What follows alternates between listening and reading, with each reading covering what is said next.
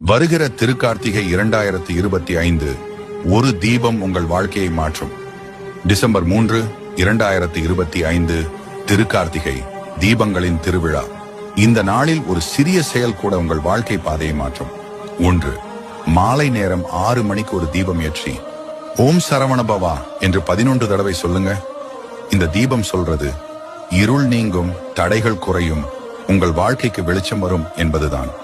சிறப்பு பலன்: வீட்டில் அமைதி, மனக்குழப்பம், தீர்வு, தொழில், வியாபாரத்தில் முன்னேற்றம். 2.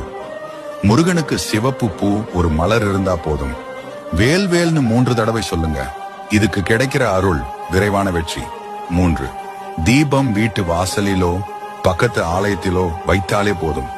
தேங்காயில தீபம் எரித்தாலும் மிகப்பெரிய புண்ணியம். 4. அன்னைக்கு ஒரு நல்ல விஷயம் செய்யுங்க. யாருக்காவது உதவி, சாப்பாடு அல்லது ஒரு நல்ல வார்த்தை